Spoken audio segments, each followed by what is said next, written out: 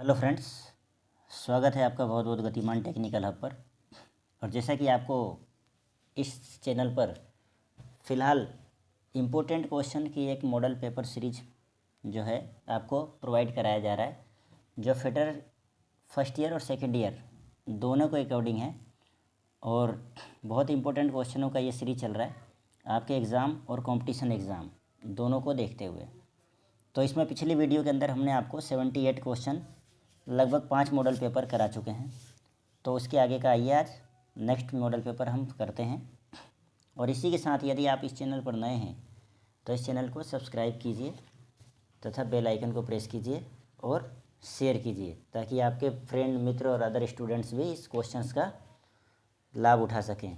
और ये क्वेश्चंस आप देखेंगे कि एग्ज़ाम के अलावा आपके कंपटीशन एग्ज़ाम के अंदर भी ये क्वेश्चन आपको देखने को मिलेंगे यदि आप कहीं एग्ज़ाम देते हैं तो आइए हम इसी के साथ आगे की ओर चलते हैं। देखिए 79 नंबर का क्वेश्चन है आपका, मीट्रिक पद्धति में 1 इंच कितने बराबर का होता है। तो पहले तो आप मीट्रिक पद्धति को समझिए। तो मीट्रिक पद्धति को मैंने गतिमान टेक्निकल हब चैनल पर स्टार्टिंग में ही जब मैंने थ्योरी की वीडियो अपलोड की है वहाँ पे मैंने इसको अपलोड किया है, पार्ट 1, पार्ट 2, पार्ट 3, 4, 5, 6 ऐसे करके। तो आप वहाँ पर जाएं और पार्ट 1 और पार्ट 2 में इसको देखें। आप इतने अच्छे से आपको बताया गया है कि मीट्रिक प्रणाली तो छोड़िए, आपको मेजरमेंट का कोई सा भी चीज़ वहाँ से नहीं छूटेगा। किसी भी एग्ज़ाम का क्वेश्चन, चाहे वो ITI हो या कंपटीशन हो, तो आप वहाँ से देखें। यहाँ मैं आपको सीधे सीधे क्वेश्चन करा रहा हूँ। तो आइए देखिए। तो आप जानते हैं 1 इंच कितने के बराबर होता है। तो देखिए ये 1 इंच आपके मीट्रिक प्रणाली में होता है 79 का ऑप्शन ए, 25.4 mm। उसी के साथ देखिए क्वेश्चन नंबर 80, ब्रिटिश पद्धति में 1 मीटर कितने के बराबर होता है। अब 1 मीटर ब्रिटिश पद्धति में कितने के बराबर होता है, तो आपका यहाँ आंसर हो जाएगा 39.37 इंच है। ये मैं आपको बार बार समझाया था इन चीज़ों को। ये 39.37 मत बोलिए, इसको 39.37 इंच है, ऐसे पढ़ेंगे। इसी के साथ अगला क्वेश्चन है कि मीट्रिक प्रणाली में लंबाई की इकाई होती है, क्वेश्चन नंबर 80 है। तो लंबाई की इकाई मैंने आपको बता रखा है, समझा रखा है कि मीट्रिक प्रणाली में लंबाई का जो मात्रक है वो है आपके मीट्रिक 81 का आंसर है C, सेंटीमीटर। तो ये आपका इस तरह से। अगला क्वेश्चन हम देखते हैं। अगला क्वेश्चन हम देखते हैं, आइए इसी के साथ। ये 82, श्रिंक रूल का इंच वास्तविक इंच से कितना बड़ा होता है। श्रिंक रूल का जो इंच होता है वो वास्तविक इंच से बड़ा होता है, तो वो कितना बड़ा होता है। तो इसका आंसर आपका आ जाएगा बी। ये भी मैंने पढ़ाया आपको, बी आंसर है इसका, ये वाला 1/16 इंच से 3/16 इंच प्रति फुट, यानी 1 फुट में इतना बड़ा होता है वो। ये सभी चीज़ें मैंने आपको थ्योरी में बड़े डिटेल से स्केचिंग के साथ पढ़ाया है। वहाँ हाथ से स्केचिंग, हस्तलिखित नोट है मेरे वहाँ पे, हस्तलिखित नोट्स के द्वारा मैंने आपको बहुत अच्छे से समझाया। वहाँ जाकर आप गतिमान यूट्यूब पर गतिमान टेक्निकल हब सर्च करके और सभी वीडियो लाइन से देखिए। 83 क्वेश्चन है, कैलिपर का साइज लिया जाता है। ये भी मैंने बहुत अच्छे से आपको बताया। कैलिपर का साइज़ किससे लेते हैं हम, तो आप जानते हैं पॉइंट से रिविट के मध्य तक हैं। अब कैलिपर होता है ना आपका, ये तो आपका रिविट होता है यहाँ पर, और एक पैर उसका यूँ आके यूँ मुड़ जाता है, दूसरा पैर आपका सीधा आके और यहाँ पे नुकीला रहता है वो हैं। तो ये जो पॉइंट होते हैं, ये दोनों पॉइंट से लेकर और ये रिविट का मध्य बिंदु सेंटर से लेकर ये जो उसकी साइज़ कहलाती है, ये सब मैंने आपको पढ़ा रखा है। और इतने अच्छे से यहाँ तो मैं आपको स्क्रीन पे ऐसे ही रिकॉर्डर के माध्यम से ड्रॉ कर रहा हूँ, लेकिन वहाँ आप जाके देखिए, आपको देखना है तो। अब अगला देखिए 84 क्वेश्चन कि एक 50x5 से लेकर 40 A साइज के ब्लॉक द्वारा निम्न व्यास के जॉब को पकड़ा जाता है हैं। तो ये मैंने आपको अच्छे से पढ़ाया था, ये भी मैंने पढ़ा रखा आपको। साइज के ब्लॉक द्वारा निम्न व्यास के जॉब को पकड़ा जाता है। तो ये आपका डी आ जाएगा। ये 5 तो साइज हो जाता है, और ये जो 5 होता है ना, ये वाला 5, ये जो अभी मैंने इस पर गोला कर दिया, और ये जो 40 होता है ये वाला है, तो ये जो एक्चुअल में होता है वो क्या होता है, ये साइज़ के दर्शाता है वी ब्लॉक का। ये वी ब्लॉक जब मैंने आपको पढ़ाया था तो अच्छे से मैंने पढ़ाया था, तो वहाँ पर आप जा कर के इसको देख सकते हैं। ठीक, अगला क्वेश्चन है आपका कि लंबे शाफ्ट को वी ब्लॉक के सेट पर रखकर चिन्हन करना है। तो लंबे शाफ्ट को वी ब्लॉक सेट पर रखकर चिन्हन करना से क्या तात्पर्य है कि उसको किस तरह से अपन एडजस्ट करेंगे, यही है ना इसका मतलब। तो किस तरह से एडजस्ट करेंगे, तो आइए देखते हैं। इसका आपका ऑप्शन कौन सा हो जाएगा 85 में, तो 85 का ऑप्शन हो जाएगा आपका बी, वी ब्लॉक पर जॉब को पर्याप्त बल से क्लैंपिंग द्वारा है। अब आप अगर क्लैंपिंग द्वारा नहीं करेंगे तो उसको कैसे आप एडजस्ट करेंगे लंबे शाफ्ट पर, है ना। तो लंबे शाफ्ट को वी ब्लॉक के सेट पर रखकर चिन्हन करना है। तो देखिए ए में तो आपको क्या दे दिया, वी ब्लॉक पर जॉब को हल्के बल से क्लेम करना, नहीं, गलत है ये। दूसरा है वी ब्लॉक पर जॉब को पर्याप्त बल से क्लेम करना, तो यही राइट है।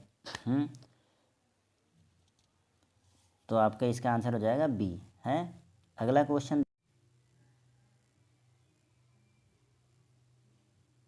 ये आपका 86, वी ब्लॉक की विशिष्टियों से संबंधित कौन सा बिंदु उचित नहीं है। अब देखिए कौन सा बिंदु उचित नहीं है बोल रहा है, तो देखिए वी ब्लॉक का कोण, तो ये तो उचित है भाई, कोण होता है उसमें। वी ब्लॉक की ऊंचाई, ये भी उचित है। वी ब्लॉक की लंबाई, तो ये क्या कह रहा है, विशिष्टियों यानी उसकी मेजरमेंट, विशिष्टियाँ यानी एक तरह से देखा जाए तो उसके जो विशेष परिस्थितियाँ होती है उसके अकॉर्डिंग रेंज भी देखिए, ऊंचाई भी देखिए। तो यहाँ पे आपका ऑप्शन आ जाएगा इन सब में 86 का सी, वी ब्लॉक की लंबाई जो है वो मेजर नहीं करती है। यहाँ क्या लंबाई जो है वो मेजर नहीं करती, सी आंसर आपका राइट हो जाएगा यहाँ पे हैं। तो इसी के साथ 87 नंबर का क्वेश्चन हम देखेंगे। आइए देखते हैं। किसी भी वी ब्लॉक के साथ अंतरोग का प्रयोग किया जाता है, अंतरोग का प्रयोग किया जाता है। तो इसमें डी है कि वी ब्लॉक लोब गिरने अथवा उस पर अक्षीय सरकाव को रोकने के लिए है। अंतरोग यानी लास्ट में जो प्रयोग करते हैं ना उसको अंतरोग यानी अंतिम हिसाब से उसको किसी भी वी ब्लॉक के साथ अंतरोग यानी उसको रोकने का प्रयास, यानी उस पे जॉब को ठहराने का जो प्रयास होता है। तो वी ब्लॉक लोब गिरने अथवा उस पर अक्षीय सरकाव को रोकने के लिए है, यानी कोई भी चीज़ वो उस पर सरके नहीं, क्लैंप हो सके। तो आंसर इसका डी हो जाएगा।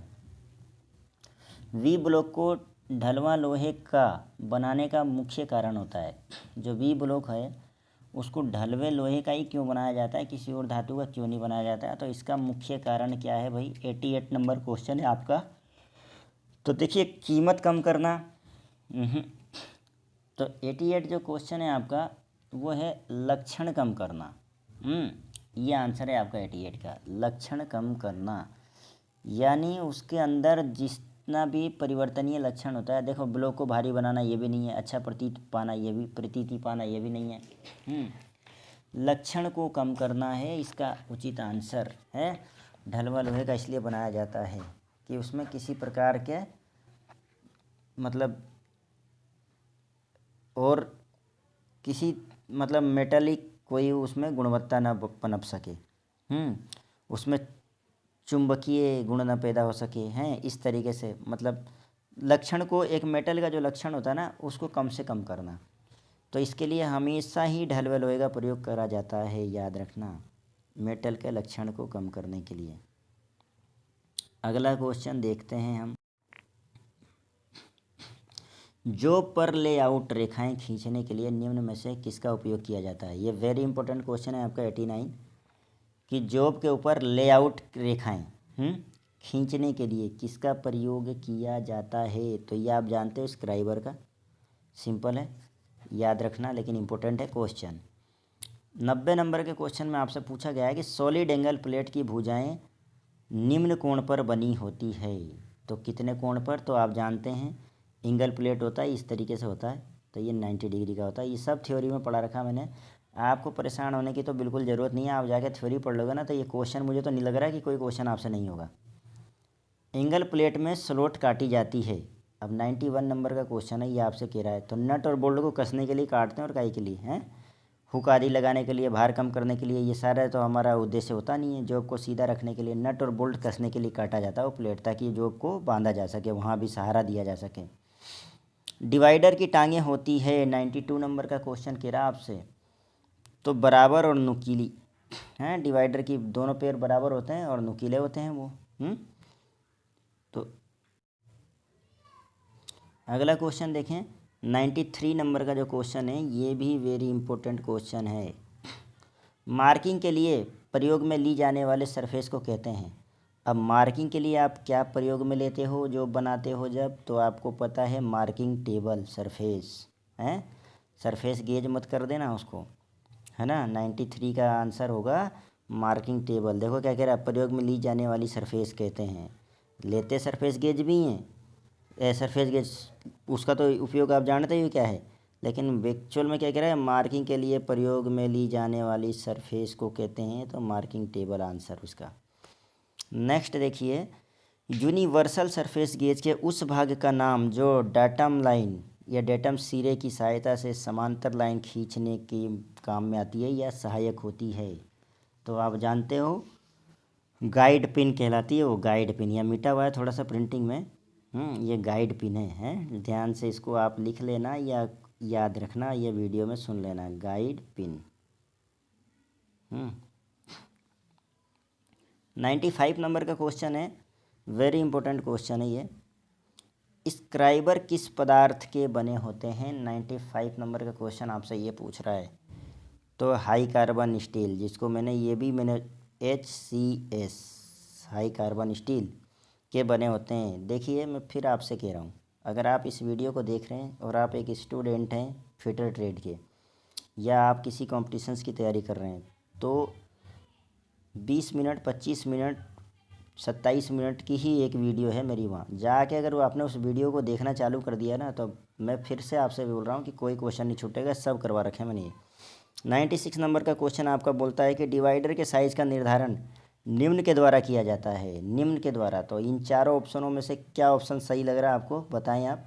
तो 96 का ऑप्शन हो जाएगा डी, पिवोट तथा पॉइंट से मध्य की दूरी है, ये आंसर आपका राइट हो जाएगा।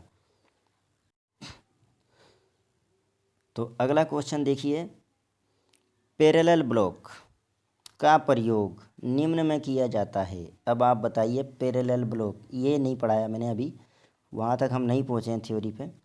97 नंबर का क्वेश्चन है डी, पैरेलल वर्क। तो डी आंसर हो जाएगा इसका, वर्क पीस को क्षैतिज रूप में लगाने में पैरेलल ब्लॉक का प्रयोग करते हैं।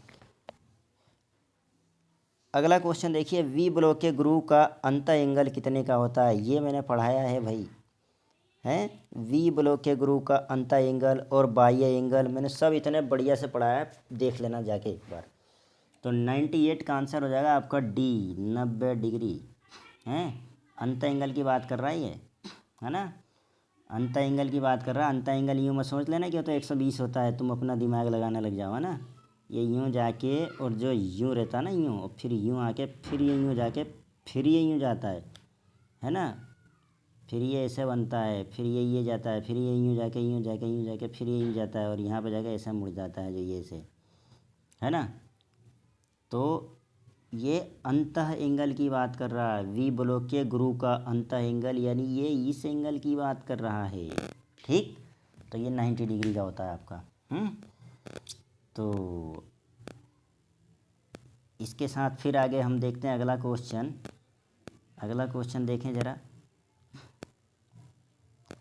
अगला क्वेश्चन आपका कह रहा है, ये 99 नंबर का जो आपका क्वेश्चन है, वो आपसे कह रहा है कि वी ब्लॉक निम्न ग्रेड में उपलब्ध होते हैं। तो वी ब्लॉक निम्न ग्रेड में उपलब्ध होते हैं, तो ए तथा बी, दो ही ग्रेड पढ़ाया था मैंने आपको, है ना। जो मैंने पढ़ा दिया है वो तो मैंने बहुत अच्छे से पढ़ाया। और अंतिम क्वेश्चन आज के मॉडल पेपर का बी ग्रेड का वी ब्लॉक का मटेरियल है। वेरी इंपॉर्टेंट क्वेश्चन है आपका ये, 100 नंबर का क्वेश्चन आपका। तो इसका है माइल्ड स्टील का, बी ऑप्शन राइट होगा। और इतने इम्पोर्टेंट क्वेश्चन और अच्छे कंटेंट सही है कि आप पढ़ रहे होंगे तो आपको समझ में आ भी रहा होगा। और अगर आप इसकी तुलना किसी बड़े चैनल से भी करेंगे जाके तो आप देख लेना, इससे ज़्यादा इम्पोर्टेंट क्वेश्चन आपको वहाँ भी नहीं मिलेंगे, कहीं भी देखिए आप, क्योंकि पढ़ाते सभी सेम ही चीज़ है ना, अपना अपना तरीका होता है। तो आपको जहाँ अच्छा लगे आप वहाँ पढ़ें। और आपको अगर लगता है कि ये कंटेंट आपके काम के हैं तो आप चैनल को सब्सक्राइब करें और शेयर करें। और इसी तरह के आगे भी मॉडल पेपर में लाता रहूँगा। अभी एग्ज़ाम का वक्त आ गया इसलिए मॉडल पेपर डालना ज़रूरी समझ रहा हूँ मैं, इसलिए थ्योरी पार्ट में नहीं डाल पा रहा हूँ। इसके बाद मैं थ्योरी पार्ट भी कंटिन्यू करूँगा, लेकिन जो भी पढ़ाऊँगा सीक्वेंस से पढ़ाऊँगा। ये नहीं कि थोड़ा यहाँ से उठा लिया, थोड़ा वहाँ से उठा लिया, थोड़ा वहाँ से उठा लिया और बाद में आप कमेंट्स करोगे सर सीरियल से पढ़ाओ। क्यों? क्योंकि मैं ये देख रहा हूँ फिटर के अंदर जितनी भी वीडियो आती हैं, कोई तो लेथ पढ़ा देता है, कोई थ्रेड पढ़ा देता है, कोई ड्रिल पढ़ा देता है। मतलब सीक्वेंस तो होता ही नहीं, क्योंकि कोर्स बहुत लेंदी है ना, कोई चाहता ही नहीं ना मेहनत करना। और जो चैनल अगर कंटिन्यू आपको थ्योरी पढ़ा रहे हैं तो वो मेरी नज़र में बहुत अच्छे और बेस्ट चैनल है। तो वैसा ही मैं आपको ये एक यहाँ भी इसी तरह का कंटेंट्स देना चाहता हूँ जो कंटिन्यूटी के साथ रहे, रेगुलर रहे और सीरियल से रहे, ताकि आपको परेशानी ना आए। तो आप अच्छी तरह से तैयारी करें। और ये क्वेश्चन तो याद रखना कि केवल ITI के एग्ज़ाम में नहीं, ये जितने भी एग्ज़ाम होंगे आपके, NMDC की वैकेंसी आई है, मैंने डाल रखा है गतिमान IQ स्टडी पर। आप जाकर चैनल को सब्सक्राइब करें, वो दूसरा चैनल है गतिमान IQ स्टडी और गतिमान टेक्निकल हब। ये दोनों चैनल सब्सक्राइब करें और दोनों पे देखें कॉम्पिटिशन्स की प्लस ITI की तैयारियां होती हैं, वैकेंसियां बताई जाती है, सब कुछ बताया जाता है इसके अंदर हैं। आप उसी हिसाब से तैयारी करें जाके अपनी। और हर कंपटीशन में आपके चाहे रेलवे ड्राइवर टेक्नीशियन हैं, ये आपके रोडवेज जिस भी मतलब स्टेट की हो, और आपके भेल सेल जितनी भी ये कंपनियां हैं, सब जगह फिटर की डिमांड होती है और यही क्वेश्चन आते हैं, देखना आप हैं। तो इसी के साथ आपके बेहतर भविष्य के लिए कामना करते हुए आपसे लेते हैं विदा। मिलते हैं नेक्स्ट वीडियो में। और इस वीडियो में आपके 100 क्वेश्चन पूरे हो गए। ये 6 नंबर का सेट होगा हमारा मॉडल पेपर। तो ऐसे में आपको लगभग 1000 क्वेश्चनों का सेट कराऊंगा। तब तक के लिए अलविदा, जय हिंद।